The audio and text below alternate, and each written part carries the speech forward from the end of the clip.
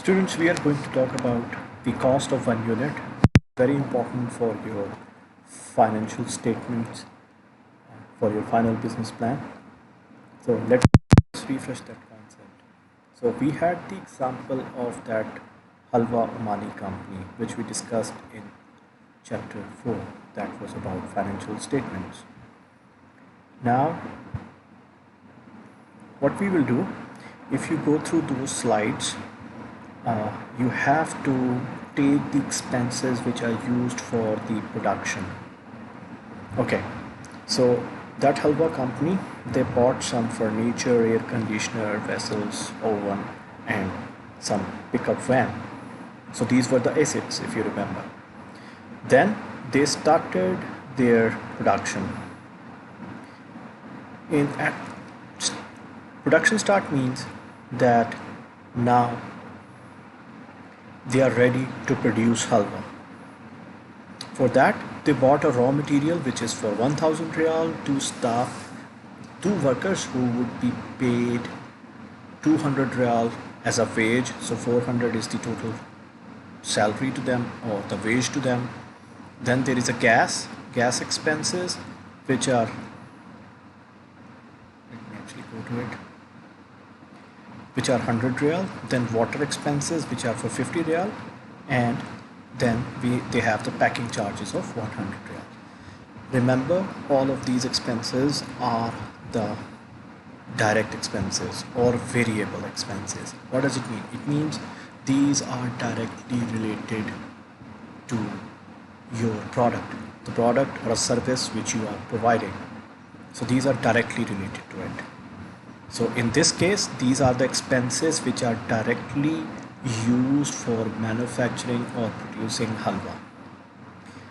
Then after that, there were some other expenses as well, which you will call as indirect expenses or operating expenses or fixed expenses.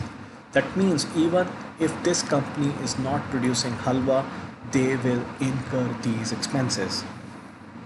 What are these expenses? That is the electricity expense, rent for a building, 250 real, salary to the manager, 250 real. So total expenses are 550. So there are two type of expenses now. Variable expenses or direct expenses plus the fixed or indirect expenses which are not related to manufacture your product.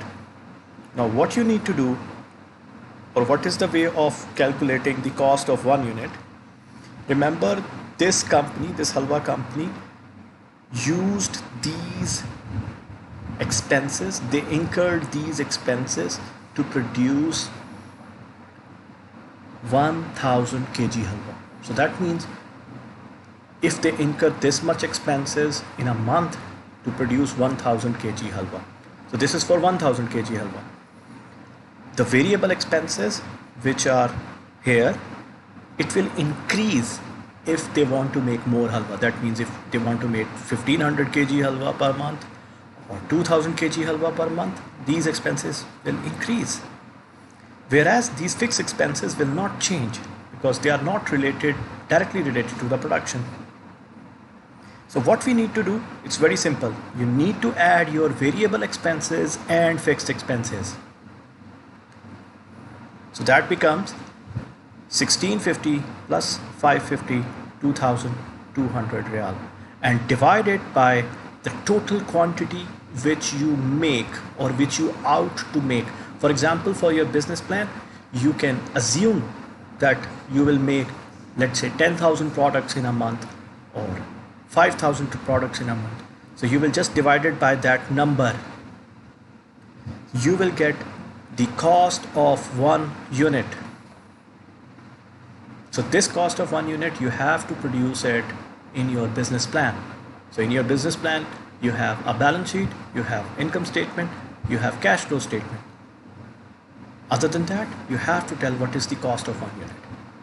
So this company, this halwa company, had a cost of 1.650, and if I remember, they put up a cost of the selling price of 5 real. That means their total cost is 2.2 real for 1 kg,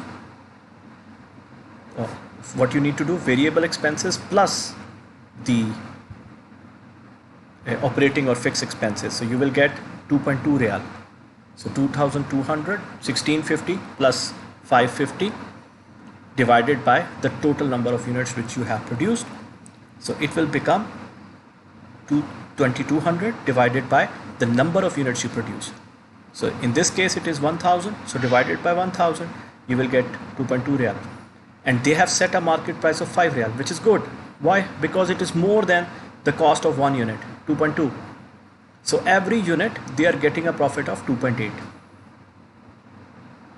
So I hope this is clear to you and you can calculate the cost of one unit. Remember, it's very easy.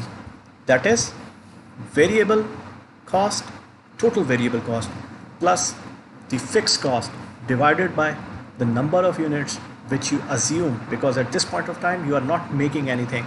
So you will assume that how many units per month you can make. So on the basis of that, you will calculate your cost of one unit. Now, some of you would be thinking, okay, every month our cost of unit can change. Yes, when you produce more, your cost of unit normally would go down. When you produce less, your cost of unit would go high. So think about it. That means in every month for different companies, cost of one unit would vary. It can change depending upon how many units you are producing in that month. So I hope students, this short session will help you for your final business plan. Thank you.